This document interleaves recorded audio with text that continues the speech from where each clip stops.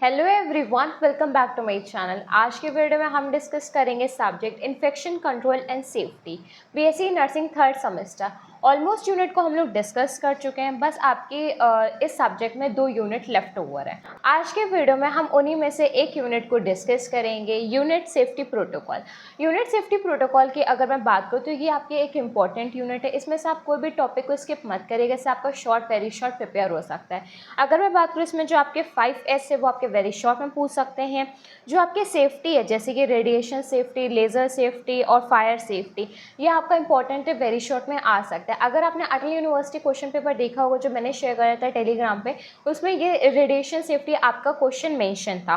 फिर आपसे जो हैजमेट है वो पूछ सकते हैं। हैजमेट का मतलब क्या होता है? जो हजार्डियस मटेरियल होते हैं उनसे सेफ्टी। इसके आपके डेफिनेशन, टाइप्स और स्पिल मैनेजमेंट बहुत इंपॉर्टेंट है। स्पिल मैनेजमेंट कभी कभी डिफरेंट मतलब कि टाइप के अकॉर्डिंग पूछ लेते हैं या फिर कभी आपको सब एक में दे देंगे, तब आपको अच्छे से इसको लिखना होता है और ये क्वेश्चन आपका शॉर्ट में आ सकता है। उसके बाद में आपका रोल ऑफ नर्सेस क्वेश्चन आ सकता है वेरी शॉर्ट में डिजास्टर के टाइम पे, क्योंकि रोल ऑफ नर्स सब लोग को वही कॉमन लिखते हैं, बट डिजास्टर में आपके 2 से 3 पॉइंट ऐड होते हैं, आपको वो पॉइंट ज़रूर ऐड करने होते हैं। फिर आपका आता है इमरजेंसी कोड्स टॉपिक। अगर मैं बात करूँ इमरजेंसी कोड, तो ये सबसे ज़्यादा आपकी हेल्प करेगा एमसीक्यू क्वेश्चन सॉल्व करने में। क्यों? क्योंकि आपसे पूछ लिया जाएगा कि पिंक किसको इंडिकेट करता है, फिर आपके पास ऑप्शंस होंगे ABCD करके, उसमें से चूज़ करना होगा। अगर आप emergency code as the colour एकदम प्रिपेयर करके जाओगे तब आपको एकदम क्लियर रहेगा। अगर थोड़ा भी आपको कन्फ्यूजन है तो शायद आप उस टाइम पे MCQ सही ना कर पाओ। बस आपका यही सारे टॉपिक्स इंपॉर्टेंट है आपके सेफ्टी प्रोटोकॉल में। एक टॉपिक है जो आपका इन्वायरमेंट सेफ्टी में आता है, बट एज सच ये इतना इंपॉर्टेंट नहीं है, तो अगर आप इसको स्किप करना चाहें तो आप इसको स्किप कर सकते हैं। हम डिस्कस करेंगे सिलेबस के अकॉर्डिंग और हम डिस्कस करते हैं ठाकुर पब्लिकेशन से। अगर आप बुक प्रेफर करने के लिए अभी भी सोच रहे कि कौन सी करें, बहुत ज़्यादा कन्फ्यूजन है, तो माइक्रोबायोलॉजी और इन्फेक्शन कंट्रोल सब्जेक्ट के लिए आप ठाकुर पब्लिकेशन की बुक प्रेफर कर दीजिए।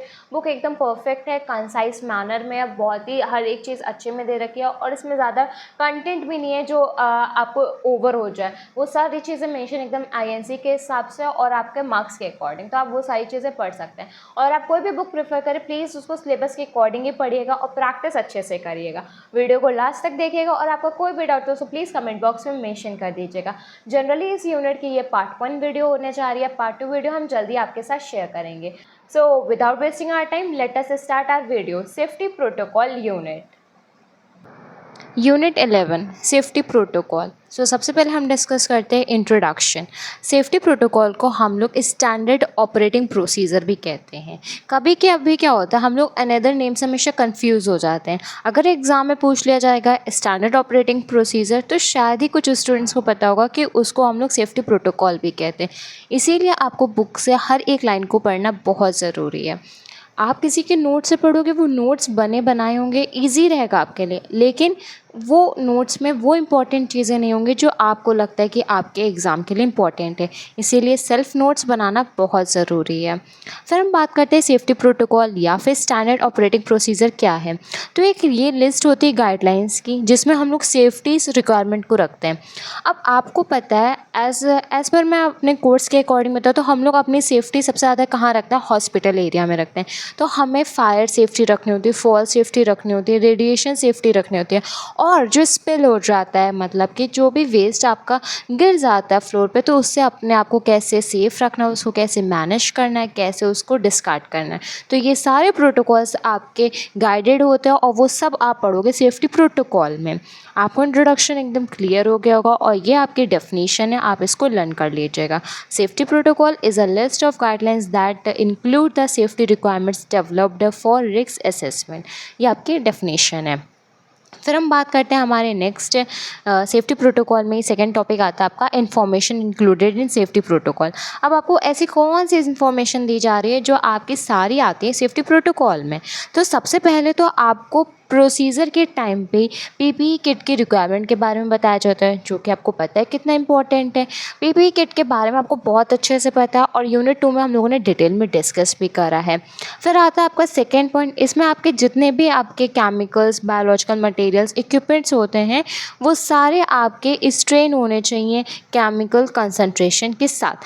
इनडायरेक्टली सिंपल से मीनिंग अगर मैं सेकंड पॉइंट की कहूँ तो आपको जो स्ट्रायल चीज़ें होती हैं ना, उनको ही करना है और केमिकल्स का यूज़ करना है फॉर क्लीजिंग के लिए। अब जो भी आपके हज़ार्डस मटेरियल होते हैं उनको आपको कैसे मटेरियल को यूज़ करना है प्रोसीजर में, आपको पता होना चाहिए उनको यूज़ कैसे करते हैं, क्योंकि आपको हज़ार्ड से सेफ़ रखना अपने आप को। फिर आपका फिर आपका फोर्थ पॉइंट आता है कि आपको स्पेशल इमरजेंसी रिक्वायरमेंट पता होनी चाहिए जो रिक्वायर्ड होती है प्रोसीजर के लिए। फॉर एग्जांपल आई वॉश करने के लिए आपको स्पेशल लगता है, स्पिल किट के लिए आपको स्पेशल लगता है और ड्राई सैंड के लिए आपको स्पेशल लगता है। तो जो आपका स्पेशल इमरजेंसी इक्विपमेंट है वो आपको पता होना चाहिए। फिफ्थ पॉइंट आपका है कि आपको वेस्ट डिस्पोजल नीड्स के बारे में पता होना चाहिए कि वेस्ट किस में डिस्पोज करते हैं, मतलब केमिकल वेस्ट आप किस में डिस्पोज करेंगे, बायोलॉजिकल किस में करेंगे, ये सारी चीज़ें भी आपको पता होना चाहिए। और ये आपको कैसे पता होती हैं, आपके सेफ्टी प्रोटोकॉल्स की गाइडलाइंस में ये सारी चीज़ें मेंशन होती हैं।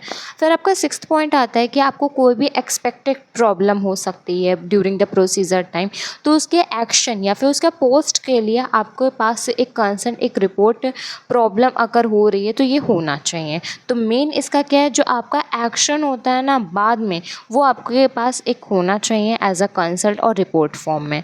फिर आपका सेवन्थ पॉइंट है, जो भी आपका सेफ्टी प्रोटोकॉल है वो आपका रिटन में हो, उसी पे आप वर्क करेंगे अपने सारे प्रोसीजर पे। एक बात है, हम लोग मेडिकल फील्ड में ओरल से ज़्यादा हम लोग रिटन पे बिलीव करते हैं, इसीलिए आप जितने भी अपने रिपोर्ट्स लिखते हैं या फिर प्रोसीजर करते हैं, कंसल्ट करते हैं, वो सब एक आपके रिटन फॉर्म में होते हैं।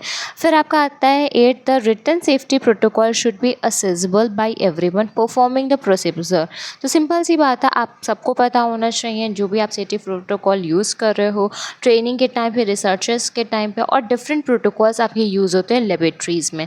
ये सारी प्रोसीजर सारे आपके सेफ मेंबर्स होते हैं और हर एक को पता होना चाहिए, क्योंकि ये एक प्रोटेक्टिव मेजर्स है, ये रिक्वायर्ड होता है हर एक प्रोसीजर में।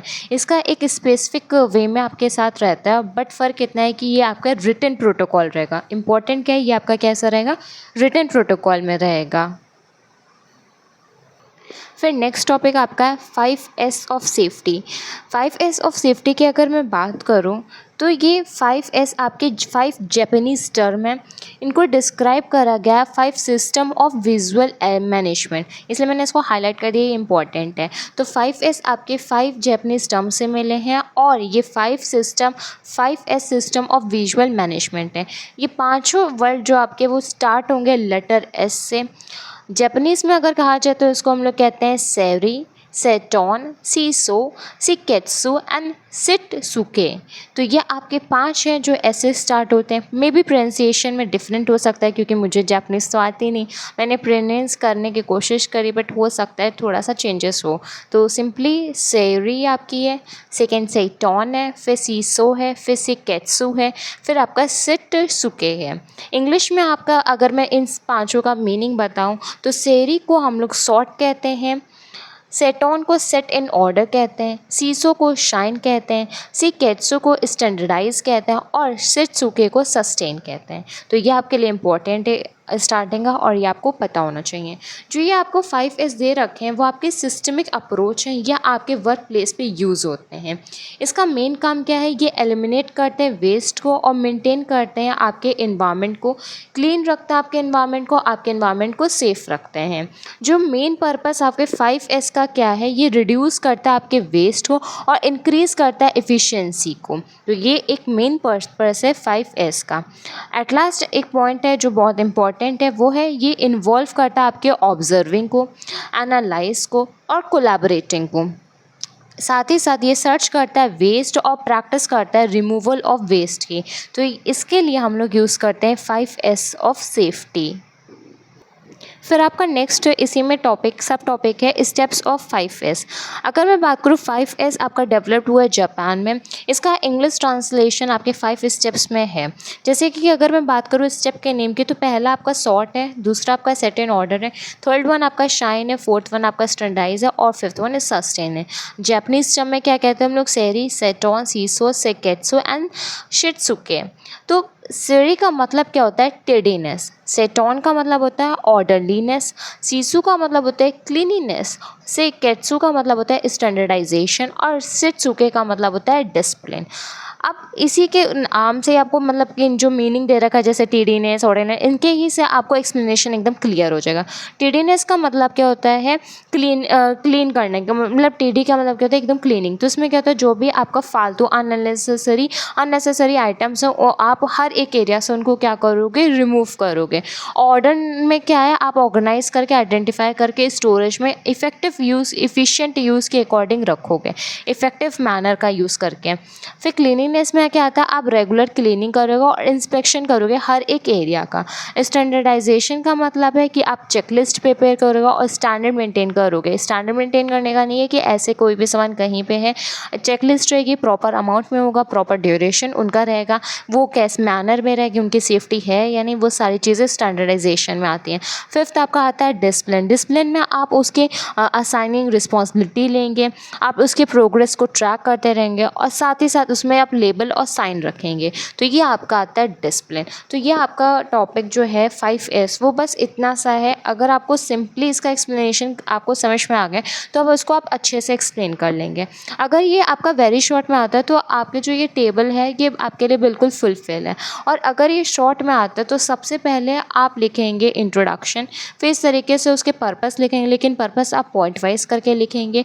फिर आप स्टेप्स के नेम लिखेंगे, स्टेप्स के नेम लिखने के बाद में उसके जापानीज़ टर्म लिखेंगे, जापानीज़ टर्म में इसका इंग्लिश टर्म क्या वो लिखेंगे। फिर हर एक को एक्सप्लेन करेंगे। एक्सप्लेन करने में साथ में आप एग्जाम्पल भी ऐड ऑन कर सकते हैं। तो सिंपली जो आपका है वो क्वेश्चन शॉर्ट आंसर में कंप्लीट हो जाएगा। आप शॉर्ट ट्रिक भी प्रिपेयर कर सकते हैं 5S को लर्न करने के लिए, क्योंकि आपको स्टेप के नेम और जापानीज़ टर्म एकदम सीरीज़ में रखना है, इसमें कोई भी ऊपर नीचे नहीं करना है। आपको स्टार्टिंग शॉर्ट, फिर set in order, shine, standardise, sustain इसी मैनर में करना है। फिर इन्हीं का जापानीज़ टर्म और फिर इन्हीं का इंग्लिश टर्म जो मीनिंग है वो आपको लिखना है। नेक्स्ट आपका आता है सेफ्टी। अगर मैं बात करूँ सेफ्टी तो सबसे पहला पॉइंट आपका है रेडिएशन सेफ्टी।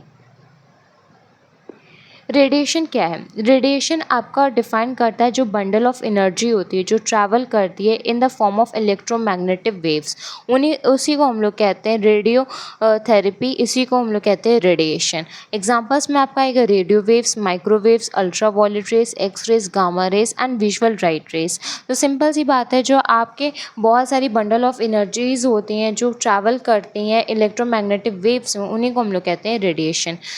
फिर आपका आता है एक टर्म रेडिएशन, उसको हम लोग डिस्क्राइब करते हैं very fast moving atomic particles. इसमें आपके पार्टिकल्स कौन से होंगे? इलेक्ट्रॉन्स एंड न्यूट्रॉन्स, जो आपका स्मॉलेस्ट पार्ट होता है किसी भी मटेरियल का। हाईली एनर्जेटिक रेडिएशन आपका आयनाइजिंग रेडिएशन होता है। ये कैपेबल होता है remove electrons from the atoms और मॉलिक्यूल्स ऑफ अ सब्सटेंस। अगर मैं बात करूँ प्रोसेस ऑफ आयनाइजेशन की, तो ये आपका इलेक्ट्रोमैग्नेटिक रेडिएशन पे परफॉर्म नहीं करता है। जो आपकी आयनाइजिंग रेडिएशन होते हैं उनको हम लोग पेनिट्रेटिंग रेडिएशन भी कहते हैं, बिकॉज ये हर एक मटेरियल से पास हो जाती हैं। एक्सरे, गामा रे आपका एग्जाम्पल आता है high energy ionising electromagnetic radiations का। तो अगर आपने क्वेश्चन पेपर देखा होगा अटल यूनिवर्सिटी का, तो उसमें रेडिएशन थेरेपी क्वेश्चन था। तो मेन उसकी सेफ्टी आप 3 चीज़ से करते हो, एक आपका टाइम, एक आपका डिस्टेंस, एक आपका शील्डिंग। बट वेरी शॉर्ट में था। अगर आपके पास टाइम हो तो सबसे पहले आप उसका इंट्रोडक्शन लिखेंगे, फिर उसके टाइप्स लिखेंगे, फिर आप उसके सेफ्टी प्रिंसिपल्स को लिखेंगे। फिर आपका आता है टाइप्स ऑफ रेडिएशन। अगर मैं बात करूँ टाइप्स की, तो आपका सिर्फ नाम मेंशन है। जैसे कि सबसे पहले आपका परमानेंट रेडिएशन, फिर आपका टेम्परेरी रेडिएशन, फिर आपका बीटा रेडिएशन, फिर आपका आता है एल्यूमिनियम एंड प्लास्टिक्स रेडिएशन, फिर आपका आएगा aluminium, plastic, wood, rubber, plastic, clothes आपका आएगा। फिर आपका आएगा gamma, alpha rays and positrons radiation. फिर आपका आएगा lead, iron, lead, glass, heavy aggregate concrete, ordinary concrete and water radiation. फिर आपका नेक्स्ट आएगा lead, iron, lead, glass, concrete blocks, water and lead equivalent fabrics such as gloves। और आपका 9 number पे आएगा lead shielding for fluoroscopic units. तो ये आपके 9 टाइप्स के रेडिएशन होते हैं। फिर आपका आता है रेडिएशन सेफ्टी प्रिंसिपल। अगर मैं बात करूँ रेडिएशन को अगर प्रोटेक्शन आपको चाहिए तो उसके लिए हम लोग रेडिएशन एक्सपोजर के लिए यूज़ करते हैं अलारा। इसको हम लोग शॉर्ट में क्या कहते हैं? ALARA, that is ALARA, as low as reasonably achievable. तो ये इसका प्रिंसिपल मेन कॉन्सेप्ट है कि रेडिएशन आपका इतना यूज़ होना चाहिए जिससे आपका जो मेन अचीवमेंट वर्क है वो हो जाए और उसका कोई एडवर्स इफ़ेक्ट ना शो होने दे, मतलब कि आपको इतना लो यूज़ करना है। तो इसके 3 बेसिक प्रिंसिपल्स हैं जिससे आप रिड्यूस करते हो रेडिएशन एक्सपोजर को। पहला है आपका टाइम, फिर दूसरा आपका डिस्टेंस, फिर आपका शील्डिंग। अब हम बात करते हैं टाइम की। तो जो रेडिएशन डोज आप रिसीव कर रहे हो ये इंक्रीज़ हो जाता है टाइम स्पेंड रेडिएशन फील्ड में। जैसे जैसे टाइम बढ़ेगा वैसे वैसे रेडिएशन फील्ड बढ़ेगी। इसीलिए आपको जो time of exposure of radiation का है वो आपको कैसा रखना है, शुड बी रिड्यूस रखना है।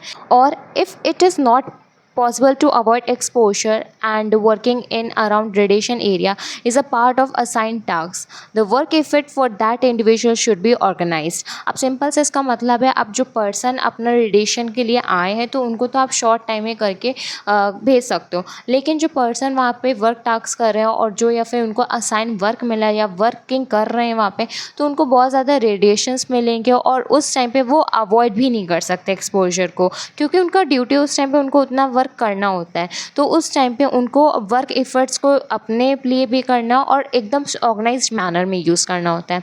जो रेडिएशन थेरेपीज़ होती हैं उसमें पेशेंट को प्रेजेंट होना होता है रूम में। एक्सपोजर टाइम आपका मेनली कम होना चाहिए जिससे रेडिएशन से आप पेशेंट को सेफ रखो। फिर नेक्स्ट आपका सेकेंड रेडिएशन सेफ्टी प्रिंसिपल आता है distance. It has been observe that exposure of radiation reduces rapidly with increase in distance from the radiation source. जो भी आपका रेडिएशन सोर्स होता है उससे अगर आप डिस्टेंस पे रहोगे तो आपकी सेफ्टी मेंटेन रहेगी रेडिएशन से। क्यों? क्योंकि उतना आप कम एक्सपोजर रहोगे रेडिएशन से। फॉर एग्जांपल आपका सोर्स यहाँ पे और अगर आप यहाँ पे, तो ऑफकोर्स ये बात है यहाँ से यहाँ तक आपका जो आपका क्या रहेगा, रेडिएशन ज़्यादा रहेगा, इंक्रीज रहेगा। अगर आप डिस्टेंस पे रहोगे तो ऑफकोर्स ये बात है जो आपका रेडिएशन है वो आपका क्या हो जाएगा, रिड्यूस्ड हो जाएगा। रेडिएशन एक्सपोजर करता है पेशेंट का 1/4 of the original exposure by double between the individual and the radiation source. अगर रेडिएशन सोर्स और पर्सन में अगर आप डबल डिस्टेंस क्रिएट करते हो तो आपका रेडिएशन का एक्सपोजर 1/4 ओरिजिनल एक्सपोजर से कम हो जाता है। तो आप सोच सकते हैं कि डिस्टेंस कितना इंपॉर्टेंट, एक डिस्टेंस है आप कितना कम एक्सपोजर कर रहे हो रेडिएशन से। फिर आपका थर्ड और लास्ट पॉइंट आता है रेडिएशन सेफ्टी प्रिंसिपल का, शील्डिंग। अगर मैं बात करूँ शील्डिंग की, तो शील्डिंग आपका मटेरियल जो एब्जॉर्ब करता है रेडिएशन को। रेडिएशन आपका क्या होता है, जो भी आपका रेडिएट होके आपके रेज आ रहे हैं उनको आपकी शील्ड जो है वो थिक नहीं होती है, वो इन सबसे आपको प्रिवेंट कर लेती है। तो शील्ड क्या है, यह आपकी थिकनिंग होती है और इसकी वजह से आपका जितना भी रेडिएशन से एक्सपोजर है वो कम हो जाता है। जैसे कि एक्सरे, गामा रेज आपकी शील्डेड के लिए आप लीड एंड कंक्रीट को यूज़ करते हो क्योंकि ये ब्लॉक कर देती है रेडिएशन को, रेडिएशन बीम को। तो ये आपके लिए इंपॉर्टेंट है क्योंकि एज ए एग्जांपल आप ऐड ऑन कर सकते हो। फिर ये 3 पॉइंट आपके लिए इम्पॉर्टेंट हैं जो आपके रेडिएशन सेफ्टी प्रिंसिपल में यूज़ होते हैं। फिर आपका है लेज़र सेफ्टी। लेज़र क्या है, लेज़र एक आपका लाइट सोर्स होता है, ये आपका डेंजरस है। इसको जब भी आप मतलब आपकी बॉडी जब उसके लेज़र से एक्सपोज होगी, आपको हमेशा लो पावर लेज़र को यूज़ करना है। फिर भी आपका जो लो लेज़र पावर होती है वो आपकी डैमेज करती है आई साइट्स को अगर पर्सन में आप एक बार भी एक्सपोज करते हैं। अगर मैं बात करूँ तो इसके लिए आपको कौन से प्रिकॉशंस लेने चाहिए, तो before the laser pointer is turn out it should be pointed away from the user as well as others. मतलब कि लेज़र स्टार्ट होने से पहले आपको ध्यान रखना है कि वो आप पर्सन से और आपसे दूर रहे। साथ ही साथ जो यूज़र है उनको डायरेक्टली लेज़र पॉइंटर में नहीं देखना वरना उनके आई साइट में प्रॉब्लम होगा। जो भी यूज़र्स हैं जो भी लेज़र के सामने हैं उनको बताना है कि आपको डायरेक्ट लेज़र पॉइंटेड या फिर अनदर पर्सन पे नहीं रखना है। फिर जो भी यूज़र है उनको फॉलो करना है same rules for the direction reflection of laser lights. यही चीज़ आपकी वर्क करेगी रिफ्रैक्टिव में और ये चीज़ क्या करेगी, आपकी आई साइट्स के लिए सेफ करेगी। फिर लेज़र सेफ्टी की अगर मैं बात करूँ तो इसके क्लासिफिकेशन है। क्लासिफिकेशन इसका आउटपुट पावर के मैक्सिमम के बेसिस पे और इसमें क्लास वाइज डिवाइड है। तो पहला क्लास आपका क्या कहता है, जो लेज़र है वो सेफ़ है अगर आप नॉर्मल कंडीशंस में उसका यूज़ कर रहे हो। जैसे कि आपका एग्जांपल आ जाएगा मैक्सिमम परमिसिबल एक्सपोजर, तो ये आपका आता है क्लास 1 में। फिर आपका आता है क्लास 1M में, तो ये लेज़र आपका सेफ़ है अंडर ऑल द कंडीशन जो भी आप यूज़ कर रहे हो। साथ ही साथ अगर आप एक्सपेक्ट कर रहे हो कि जो भी आप पास कर रहे हो मैग्नीफाइंग ऑप्टिक्स का, जैसे कि आपके माइक्रोस्कोप्स हो गए, टेलीस्कोप्स हो गए, उससे भी आप इसको डाइवर्ट कर सकते हो। फिर आपका आता है क्लास 2। फिर क्लास 2 में क्या है, जो लेज़र है वो आपका सेफ़ है, बिकॉज आपकी जो बॉडी ब्लिंक रिफ्लेक्स है वो लिमिटेड एक्सपोजर में रहेगी, मतलब कि इससे वो सिर्फ 0.25 सेकेंड्स का ही आपका एक्सपोजर रहेगा। फिर क्लास आता है 4th पॉइंट, क्लास 2M। इसमें क्या होता है, जो लेज़र रहता है वो आपका सेफ़ रहता है, क्योंकि आपकी बॉडी ब्लिंक रिफ्लेक्स कर रही होती है, लेकिन आपको व्यू नहीं करना होता आपके ऑप्टिकल इंस्ट्रूमेंट्स को। क्लास 2M लेज़र जो बीम है वो लार्ज डाइवर्जेंस होती है। फिर हम बात करते हैं क्लास 3R की, तो ये लेज़र आपका सेफ़ है, आपको इसको केयरफुली यूज़ करना है, और साथ ही साथ ये रिस्ट्रिक्टेड होता है बीइंग व्यूइंग का, मतलब कि जो भी इसकी बीम आ रही है आप उसको नहीं देखोगे। और इसमें जो आपका MPE है वो आपका क्लास 3 रेजर्स के लिए एक्सीडेड नहीं है, क्योंकि इसमें लो रिस्क ऑफ इंजरी रहता है। फिर क्लास 3B की अगर मैं बात करूँ, तो ये लेज़र आपका हज़ार्डियस है आई के लिए, पर्सन के लिए, अगर आप डायरेक्ट एक्सपोज करते हो। इसीलिए कोई भी पर्सन हो, लेज़र के डायरेक्ट आपको आई साइड से नहीं देखना है, उसमें प्रिकॉशन मेंटेन करना है, वर्कर्स को भी और जो पर्सन है उसको भी, और सराउंडिंग्स में भी, क्योंकि आपको अगर ऐसा नहीं करोगे तो ये आपके लिए प्रॉब्लम करेगा। फिर हम बात करते हैं आगे 3B में, जो आपके डिफ्यूज़ रिफ्लेक्शंस हैं वो आपके लिए हार्मफुल नहीं है, क्योंकि इसमें आप प्रोटेक्टिव गॉगल्स का यूज़ करोगे जो आपको बीम से बचा के रखेगा। लेज़र बीम के लिए आप क्लास 3B में किसका यूज़ करोगे, प्रोटेक्टिव गॉगल्स का करोगे। 7th आता है आपका क्लास 4th। इसमें क्या होता है, जो भी लेज़र आपका होता है वो आपके डायरेक्ट आई को डैमेज कर देता है। क्यों? क्योंकि वो डिवास्टिंग और परमानेंट आई डैमेज करता है डायरेक्ट व्यू बीम के। अगर आपने डायरेक्ट देख लिया बीम को, तो जिसकी वजह से जो आपका आई डैमेज है वो आपका डायरेक्ट होगा, साथ ही साथ आपकी जितनी भी वर्किंग है वो सारी क्या हो जाएगी, डिमिनिश्ड हो जाएगी। फिर आपका क्या हो जाएगा, रिफ्लेक्शन डिफ्यूज़ हो जाएगा, ये आपके हार्मफुल रहेगा आई के लिए भी, और आपका जो नॉमिनल हज़ार्ड जोन है वो भी आपका हार्म करेगा। जो क्लास 4 लेज़र्स है ये इवन कट करेगी आपके बर्न स्किन को, तो इस चीज़ का भी आपको ध्यान रखना है। ये लेज़र्स आपका इग्नाइट कंबस्टेबल मटेरियल होते हैं, ये आपके पोज भी कर सकते हैं फायर रिस्क को, तो आपको सबसे ज़्यादा किस में ध्यान रखना है, क्लास 4 के लेज़र में। और आप इसको इक्विपमेंट जो भी रखोगे आपको इसको बंद करके रखना है, क्योंकि सेफ्टी इट्स वेरी इंपॉर्टेंट। फिर आपका आता है टाइप्स ऑफ कंट्रोल। अब आप कंट्रोल कैसे करोगे, तो आपके 3 कंट्रोल आते हैं जिससे आप लेज़र सेफ्टी को मेंटेन कर सकते हो। तो पहला पॉइंट आपका है इंजीनियरिंग कंट्रोल, फिर आपका पॉइंट है एडमिनिस्ट्रेटिव कंट्रोल, फिर आपका पॉइंट है पर्सनल प्रोटेक्टिव इक्विपमेंट। अगर हम बात करें पर्सनल प्रोटेक्टिव इक्विपमेंट, आपको पता है कि ये आपके हर एक चीज़ से आपको प्रिवेंट करता है। इसमें आपके आईवियर्स, ग्लव्स के बाद में आपकी गाउनिंग, आपके शूज़ सब मेंशन होते हैं। फिर आपका आता है एडमिनिस्ट्रेटिव कंट्रोल्स, ये आपका इन्वॉल्व करता है प्रोसीजर और इन्फॉर्मेशन का, साथ ही साथ इसमें आपके मैकेनिकल और आप इसमें डिवाइसेस सिस्टम्स का यूज़ करते हो। ये आपको इंक्लूड करता है पोस्टिंग और वार्निंग साइन एंड लेबल्स, ये आपको मेनली एजुकेट करके, ट्रेन करके ही वहाँ पे भेजते हैं। फिर आपका आता है इंजीनियरिंग कंट्रोल, इसमें आप क्या करोगे, डिवाइसेस का यूज़ करोगे जो आपके लेज़र इन्वायरमेंट में कम एक्सपोजर करेंगे और कम हार्म करेंगे आपको। इंजीनियरिंग कंट्रोल्स में मेन आपके डिवाइसेस होते हैं, एडमिनिस्ट्रेटिव कंट्रोल में आपके पास ट्रेनिंग एजुकेशन होते हैं, पर्सनल प्रोटेक्टिव इक्विपमेंट में आप वही पर्सनल PPE किट के जितने भी आपके आते हैं आप उन सबको यूज़ करेंगे। फिर सेफ्टी में लास्ट आपका पॉइंट आता है फायर सेफ्टी। फायर आपको पता है ये rapid oxidation of the material हो सकता है, exothermic chemical process of combustion. ये आपकी फायर की डेफिनेशन। फायर आपकी क्या, एक रैपिड ऑक्सीडेशन होता है किसी भी मटेरियल का। यह आपकी कैसी केमिकल प्रोसेस रहेगी, एक्सोथर्मिक कंबशन की रहेगी। एक्सोथर्मिक का मतलब होता है इसमें हीट का रिलीज आउट रहेगा। फिर इसी में आगे पॉइंट में भी लिखा it release heat, light and various reaction products. तो फायर सेफ्टी प्रैक्टिस इसलिए करनी चाहिए कि हम लोग रिड्यूस कर सकें डैमेज को जो आपके फायर से होता है। ऑफ कोर्स ये बात है, फायर सेफ्टी आपको पता है कि फायर से क्यों बच के हम लोगों को रहना चाहिए। फिर आपका आता है types and classification of fire. तो आपके 6 टाइप्स के अगर मैं बात करूँ तो मेंशन है। सबसे पहले आपका क्लास A, जिसमें आपके सारे सॉलिड्स मटेरियल आएंगे। ये आपका जितना भी आपका फायर इन्वॉल्व रहेगा इस क्लास में वो आपके सॉलिड्स होंगे। इसमें आपका आ सकता है this type of fuel could be paper, cardboard, furniture, fixture, fitting. आप देख रहे हो सारी चीज़ आपकी क्या है, सॉलिड्स हैं। ये इसमें आपकी इवन बिल्डिंग्स भी आ सकती हैं। फायर इसमें क्या है, मोस्ट कॉमन टाइप होता है सॉलिड्स का, क्योंकि इसमें आपको fuel easily can not be easily eliminated होता है। फिर हम बात करते हैं क्लास बी की, जिसमें आपको लिक्विड्स आएंगे। लिक्विड्स में भी आपके दो होते हैं, एक होते हैं फ्लेमेबल, एक होते हैं कंबस्टाइल लिक्विड्स, और फिर आपके फ्लेमेबल गैसेस भी होते हैं। जो आपके क्लीनिंग फ्लूइड्स होते हैं, solvent, fuels, inks, adhesive, paints, fluid, liquids, chemicals, यह आपके यूज होते हैं वर्क प्लेसेस पे।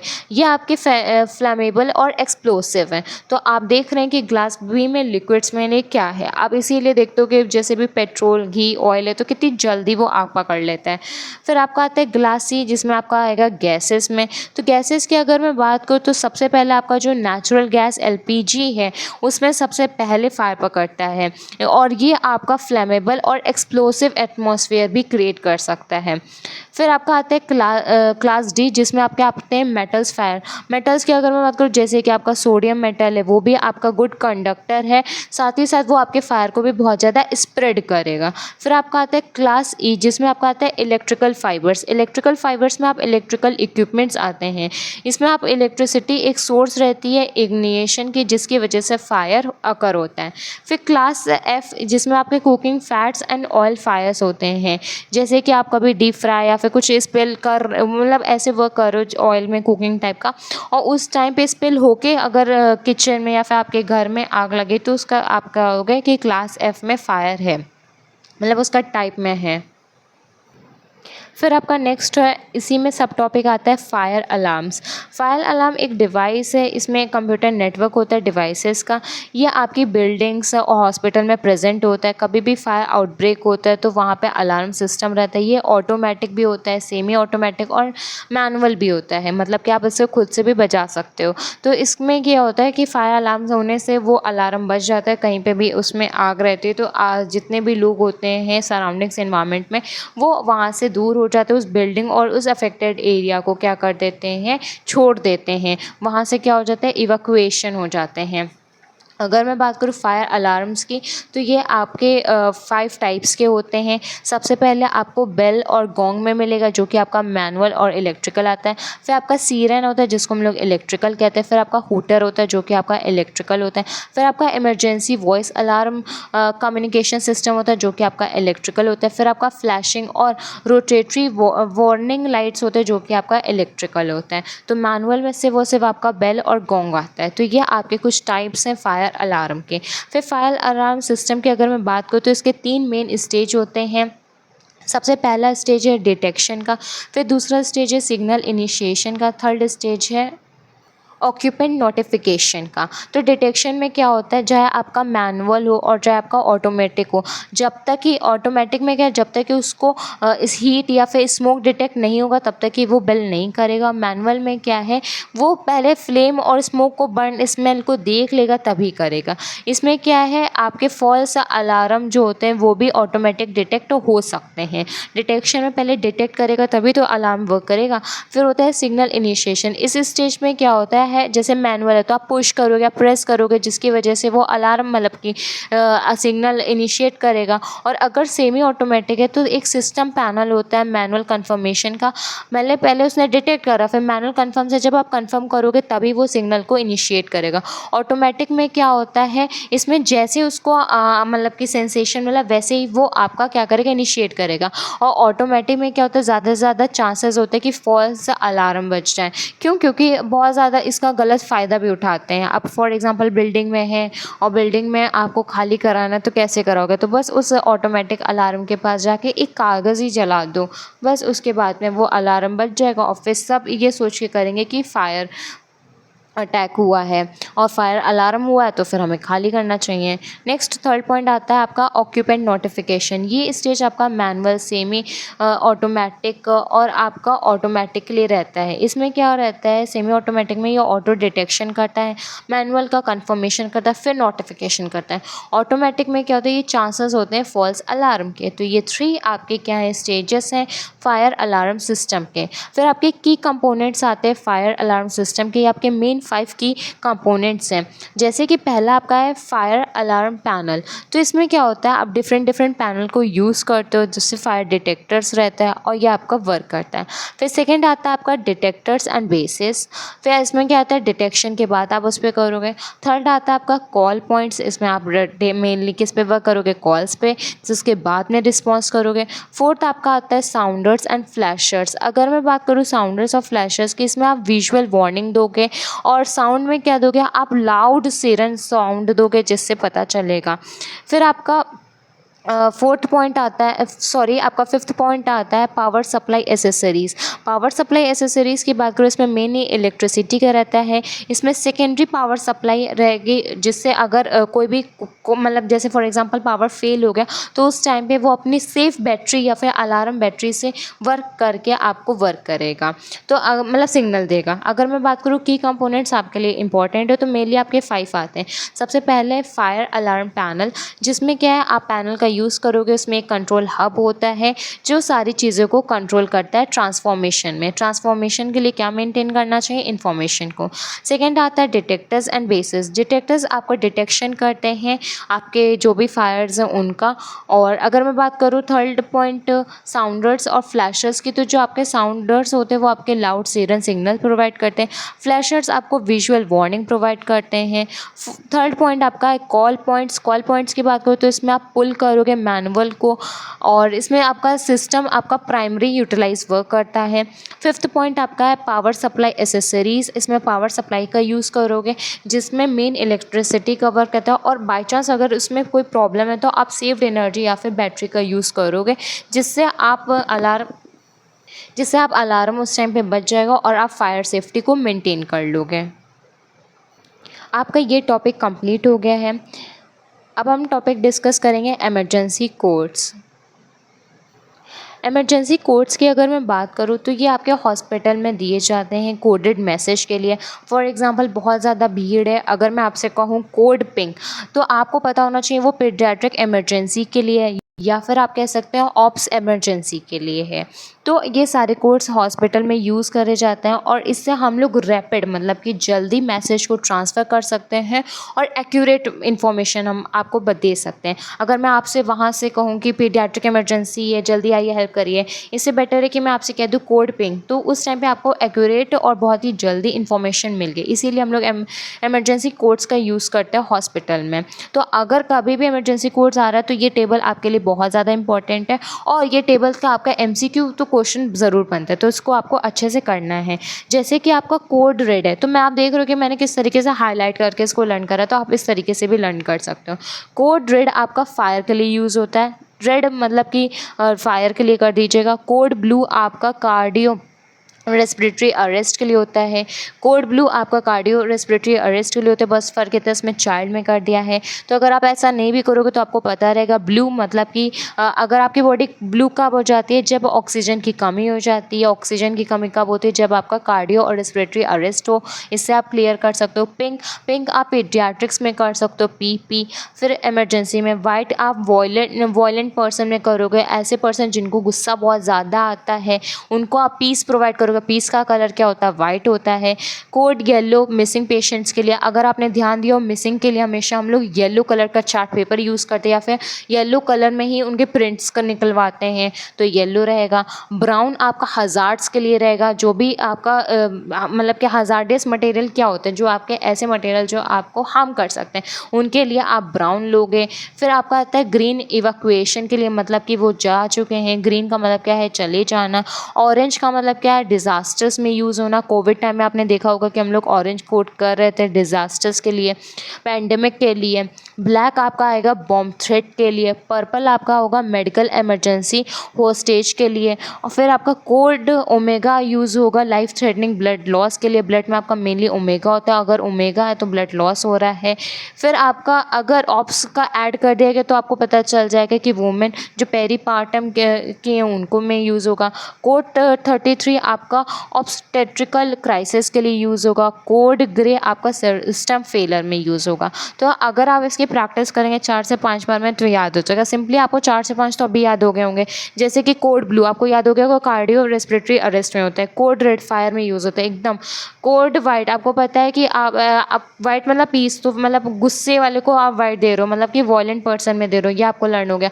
कोड येलो मिसिंग पेशेंट में कर दो, कभी भी ना याद है तो तुरंत याद रख करना, जो मिसिंग पेशेंट्स होते हैं उनके लिए हम लोग येलो प्रिंट्स या येलो चार्ट पेपर का यूज़ करते हैं। फिर आपको ऑरेंज याद रहेगा क्योंकि डिज़ास्टर और जब पेंडेमिक कोविड था तब आपने यूज़ करा था। मेन आपको क्या लर्न करना है, ब्राउन का लर्न करना, ब्लैक ब्लैक का हमेशा याद रहेगा, बॉम्ब थ्रेट में रहेगा। कभी भी आप मूवीज़ देखते हो तो ब्लैक बैग में ही बॉम्ब ले जाते हैं ना, तो इस तरीके से आप याद कर लीजिएगा। ग्रीन कलर, आप ट्रैफिक लाइट देखते हो, ग्रीन का मतलब क्या होता है, चले जाना, तो इवैक्यूएशन होगा, मतलब कि चले गए। तो आपको लर्न कौन सा करना है, आपको कोड ब्राउन लर्न करना पड़ेगा, आपको कोड पर्पल लर्न करना पड़ेगा, code omega, code 33, code grey. तो ये आपको 4 से 5 कोड लर्न करने पड़ेंगे, और अगर आप इसका डेली रिवीजन करोगे तो इमरजेंसी कोड्स आपके फिंगर टिप्स में होंगे। सो आज के लिए बस इतना ही। पार्ट 1 वीडियो आपका सेफ्टी प्रोटोकॉल का कंप्लीट हो गया है। आपका कोई भी डाउट हो आज के टॉपिक से रिलेटेड तो प्लीज़ कमेंट बॉक्स में मेंशन करेगा। अगर वीडियो अच्छी लगे तो प्लीज़ वीडियो को लाइक कर लीजिए, चैनल को सब्सक्राइब कर लीजिए। Thank you.